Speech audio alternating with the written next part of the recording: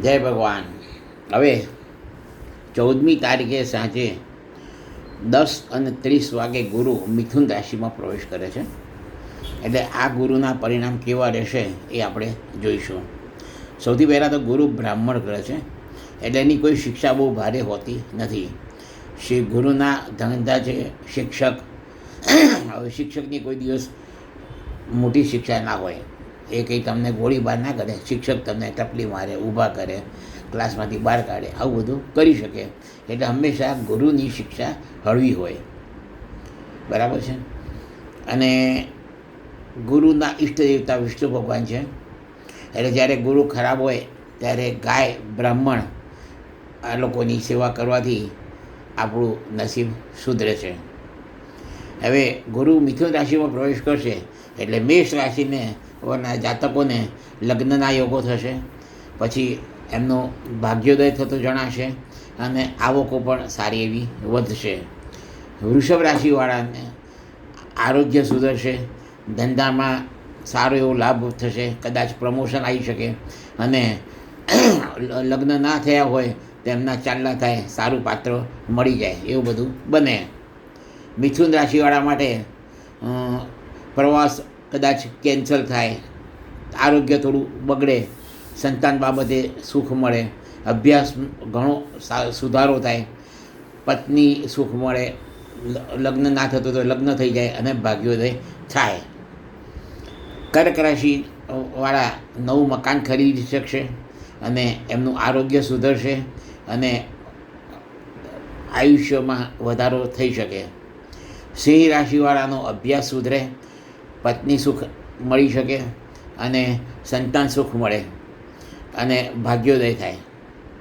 જ્યારે કન્યા રાશિવાળાને પિતાની ચિંતા વધે, ધંધામાં સાધારણ તકલીફ આવી શકે, બરાબર. બીજું આવકો વધે, નવું વાહન અથવા મકાન લઈ શકાય.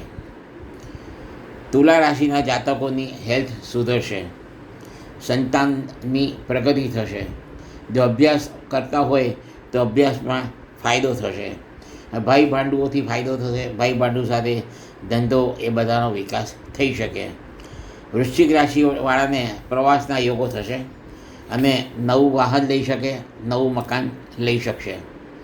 ધન રાશિવાળાને પત્નીની કોઈ ચિંતા વધે, પત્નીને માગી આવી શકે, ભાગીદારી લાભ થાય, એમની પોતાની આરોગ્ય સુધરે અને આવકો પણ સારી એવી વધે.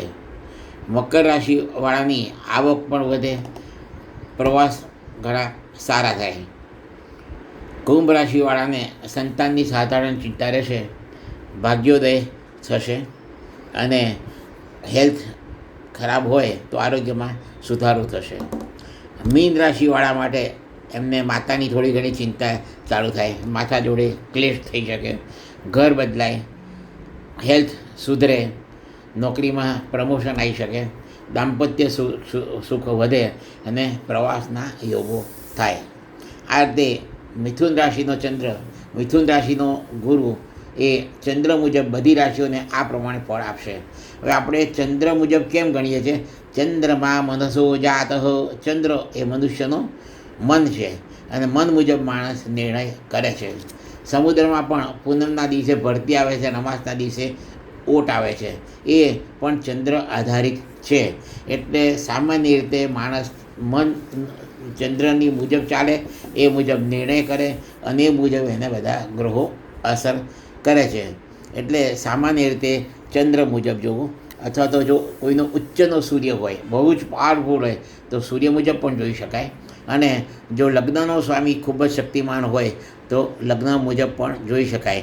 આ રીતે લગ્ન, સૂર્ય અને ચંદ્ર, આ ત્રણમાંથી જે બહુ જ સક્ષમ હોય એના મુજબ ગોચર ફળ જોવાય. ઓકે, જય શ્રી કૃષ્ણ, જય ભગવાન.